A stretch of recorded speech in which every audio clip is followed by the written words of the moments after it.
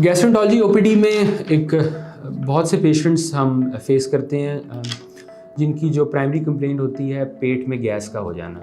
वो ये शिकायत करते हैं कि उनको पेट में हवा भर जाती है, स्पेशली जब वो खाना खा लेते हैं तो पेट बहुत टाइट हो जाता है और समटाइम इतना टाइट हो जाता है कि उनको फीलिंग आती है कि उनको सांस लेने में दुश्वारी हो रही है। लगता है बाजार के खाने बहुत खाते हो। जी डॉक्टर साहब, मैं ये मेडिसिन प्रिस्क्राइब कर रहा हूँ, वो आप ले लेना। अब कोई भी मसला हो तो मरहम से डॉक्टर की ऑनलाइन कंसल्टेशन बुक करो, क्योंकि डॉक्टर से बात होगी अब घर पर। अस्सलाम वालेकुम, मेरा नाम डॉक्टर अब्दुल मोहिद अकरम है। मैं कंसल्टेंट गैस्ट्रोएंटरोलॉजिस्ट और हेपेटोलॉजिस्ट हूँ। मैं मैदे, जिगर, आंत, लबल्बा और पित्ते के अमराज से डील करता हूँ। इसके बहुत से वजूहात हो सकते हैं, बहुत से फैक्टर्स इसमें रोल प्ले करते हैं। इसमें जो चीज़ें आप घर पे कर सकते हैं डॉक्टर्स इन्वॉल्वमेंट के बगैर, वो ये है कि कुछ लोगों को दूध से प्रॉब्लम होता है तो फिर वो दूध अवॉइड करें।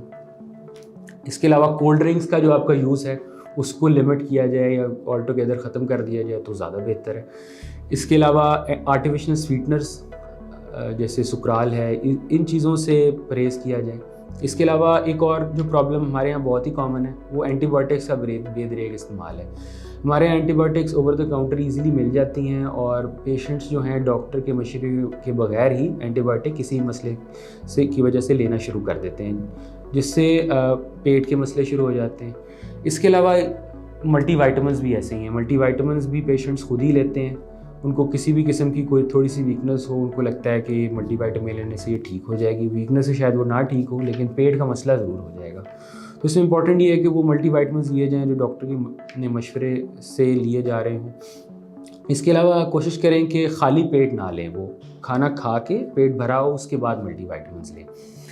इसके अलावा कुछ वेजिटेबल्स होती हैं जो गैस ज़्यादा पैदा करती हैं, जैसे गोभी है, गाजर है, लोबिया है, तो ये चीज़ें भी कट डाउन की जा सकती हैं। अगर ये आप सारे जो लाइफस्टाइल मॉडिफिकेशन करते हैं और उसके बावजूद आपको इस मसले से निजात हासिल नहीं होती, तो फिर इम्पॉर्टेंट ये है कि आप गैस्ट्रोएंटरोलॉजिस्ट से रब्ता करें। वो आपका एक डायग्नोसिस बनाएगा, आपको कुछ अद्वियात देगा, हो सकता है कि वो कुछ टेस्ट भी रन करे और फिर वो आपका आगे ट्रीटमेंट लेके चलेगा। अगर इस टॉपिक के हवाले से आपका कोई सवाल हो तो कमेंट सेक्शन में पूछ सकते हैं। इसके अलावा अगर आप मेरे साथ कंसल्टेशन बुक करना चाहें तो मरहम के प्लेटफॉर्म से करवा सकते हैं। बहुत शुक्रिया।